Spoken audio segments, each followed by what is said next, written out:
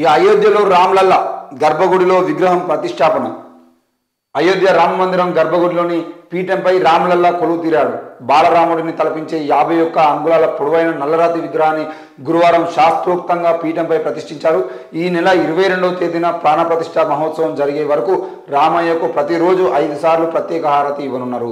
22న సెలవు ఇవ్వండి, supreme chief జస్టిస్కు బార్ కౌన్సిల్ రిక్వెస్ట్. మరి అది కూడా వార్త చూస్తున్నాం. ఎందుకంటే అయోధ్య రామ మందిరానికి సంబంధించిన విషయంలో ఈ నెల 22వ తేదీన మరి అందరూ ఇంట్లో వాళ్ళు కార్యకలాపాలు చేసుకోవాలని, ఎందుకంటే అక్కడికి రావడాన్ని అందరూ అంటే ఎక్కువ మంది వచ్చేటువంటి అవకాశాలు లేవు కాబట్టి కొంతమందితోనే కార్యక్రమం జరుగుతుంది. మీరు అందరూ మీ ఇళ్లలో ఆ కార్యక్రమానికి సంబంధించి మీరు కూడా ఊర్లలో ఉన్నటువంటి ప్రతి ఇంట్లో తప్పకుండా దీపారాధన చేయాలి. కొన్ని పూజా కార్యక్రమాలు నిర్వహించుకోవాలి. ఉదయాన్నే లేచి తలస్నానం చేసిన దగ్గర మొదలుకొని రాత్రి దీపాలు పెట్టేంత వరకు మొత్తం ఒక రూల్ పెట్టిరు కాబట్టి దానికి సంబంధించిన విషయంలో కేంద్రంలోనూ అంటే ముఖ్యంగా సుప్రీంకోర్టు కూడా చీఫ్ జస్టిస్కు అడ్వకేట్లు కూడా ఏమని పెట్టారంటే బార్ కౌన్సిల్ రిక్వెస్ట్ ఏంటి అంటే 22వ తారీఖు నాడు సెలవు ఇవ్వండి.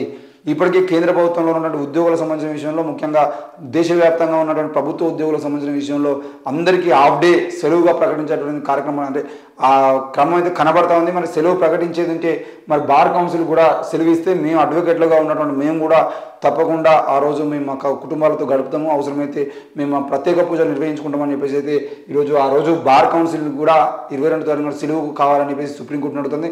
మరి రాజ్యాంగబద్ధంగా పనిచేయాల్సినటువంటి సంస్థలు ఈరోజు ప్రభుత్వ సంస్థలు అంటే రాజ్యాంగబద్ధంగా మతాలకు సంబంధం లేకుండా మత కార్యక్రమాలకు సంబంధం లేకుండా పనిచేయాల్సినటువంటి సుప్రీంకోర్టును మొదలుకొని ప్రభుత్వ సంస్థలన్నిటి మీద ఈరోజు మతం తన ప్రభావం చూపించడానికి ప్రయత్నం చేస్తూ ఉంది. మరి మతం ప్రభావం చూపించడం అంటే మరి ఈరోజు రాజ్యాంగం ప్రకారంగా మనం నడుస్తున్నామా, మతం ప్రకారంగా నడుస్తున్నామా, మత గ్రంథాలను ముందు తీసుకొచ్చడానికి ప్రయత్నం చేస్తున్నారా, రాజ్యాంగాన్ని పక్కన పెట్టడానికి ప్రయత్నం చేస్తున్నారా అనే విషయాన్ని కూడా అర్థం చేసుకోవాల్సిన అవసరం ఉంది. ఎందుకు అనంటే ఈ దేశంలో ఏ విషయం తీసుకున్నా కూడా రాజ్యాంగం ప్రకారమే ముందుకు పోవాల్సిన అవసరం ఉంటుంది.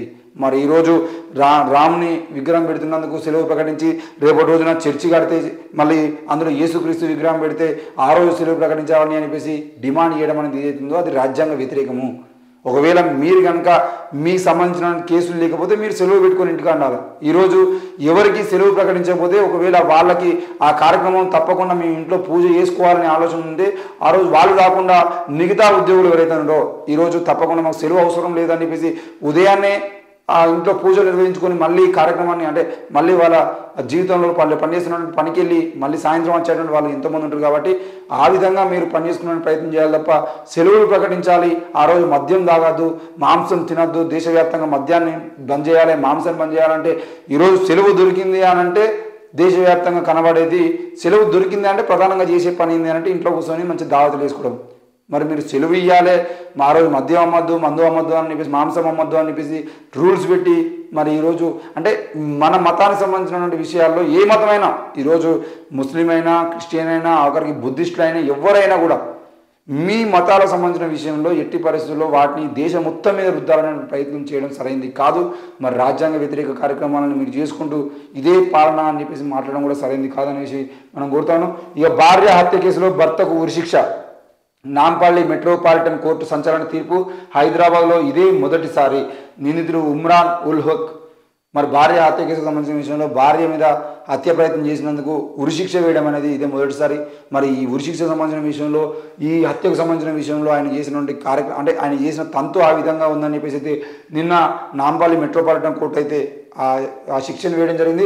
మరి హైకోర్టుకు పోతే ఏమైనా అందులో మారేటువంటి అవకాశాలు ఉంటాయా, లేదంటే సుప్రీంకోర్టుకు పోతారా, లేదంటే ఆ ఉరిశిక్ష పడ్డాయి కాబట్టి సైలెంట్గా ఉంటారనే విషయం పక్కన పెడితే ఏది ఏమైనా కూడా భార్యకు సంబంధించిన విషయంలో భార్యను హత్య చేసి అంటే 7 ఏళ్ళు 5 ఏళ్ళు లేదు అని అంటే 3 సంవత్సరాల్లో మళ్ళీ ఏదో ఒక రకంగా చేసి బయటపడచ్చు అని చెప్పేసి ఆలోచనతో చాలామంది ఆ మహిళల మీద దాడులు, ముఖ్యంగా భార్యల మీద, గృహిణుల మీద, ఇంట్లో ఉండే మహిళల మీద దాడులు చేసి చంపేయడానికి ప్రయత్నం చేస్తున్నారు. కాబట్టి ఆ ప్రయత్నాలు ఒకవేళ ఇలాగే కొనసాగితే రానున్న రోజుల్లో మహిళల మనుగడకి తీవ్ర నష్టం జరిగే అవకాశం ఉంది. కాబట్టి మొత్తానికి అయితే ఈరోజు మొదటిసారిగా శిక్షణ అయితే వేయడం జరిగింది.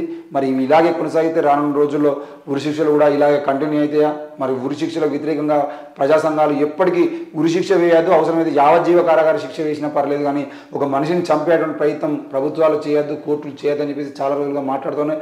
అది బాలగోపాల్ నుండి బుర్ర రాము నుండి మొదలుకుంటే ఇప్పటి వరకు చాలామంది కూడా అదే విషయాన్ని చెప్తా ఉంటారు. మనిషిని మార్చేటువంటి ప్రయత్నం చేయకుండా మనిషిని మొత్తానికి ముగించేసేటువంటి ప్రయత్నం చేయడం సరైనది కాదు అని చెప్పేసి చాలామంది మేధావుల అభిప్రాయం. మరి ఏ విధంగా ముందుకు పోతాయని చూడాల్సిందే.